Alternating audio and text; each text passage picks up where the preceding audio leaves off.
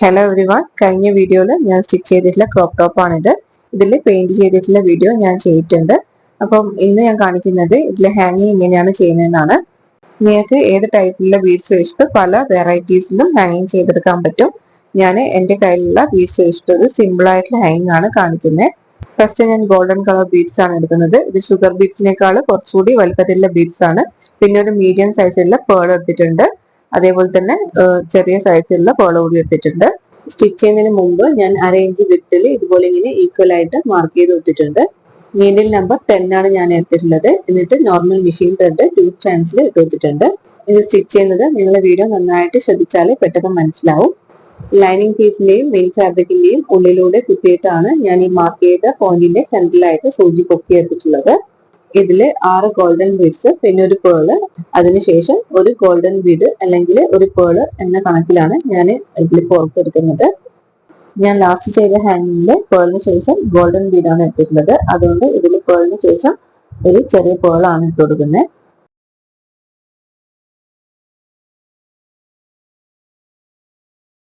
ഇനി ബീഡ്സ് ഇതുപോലെ ത്രെഡിന്റെ അറ്റത്തേക്ക് ആക്കി കൊടുത്തിട്ടുണ്ട്. എനിക്ക് ലാസ്റ്റ് വരുന്ന ഈ ഒരു പേള് മാറ്റി വെച്ചിട്ടുണ്ട്.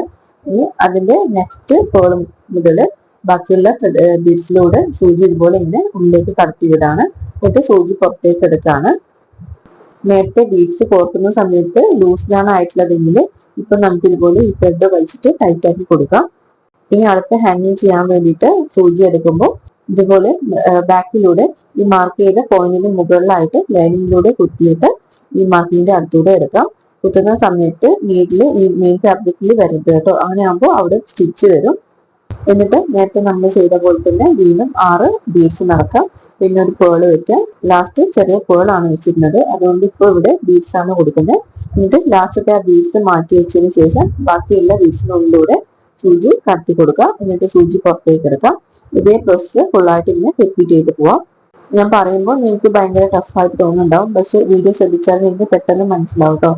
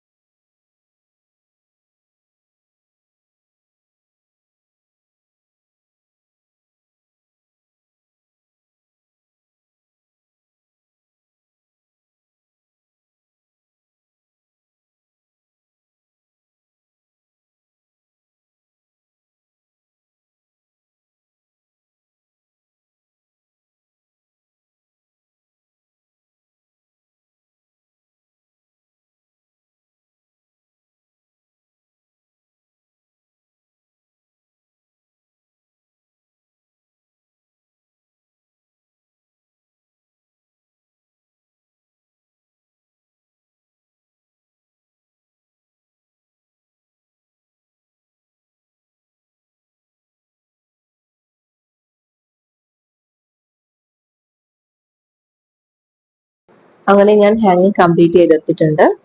ഇതേപോലെ പാർട്ടി വെയർ ചൂരിദാറിന്റെ താവിലും സ്ലീവിലൊക്കെ ചെയ്താൽ നല്ല ഭംഗിയായിരിക്കും. നിങ്ങൾക്ക് ഈ വീഡിയോ യൂസ്ഫുൾ ആയിട്ടുണ്ടെങ്കിൽ മറക്കാതെ ചാനൽ സബ്സ്ക്രൈബ് ചെയ്ത് സപ്പോർട്ട് ചെയ്യണേ. പിന്നെ വീഡിയോ ഇഷ്ടമായാൽ ലൈക്ക് ചെയ്യാനും ഷെയർ ചെയ്യാനും മറക്കരുതേ.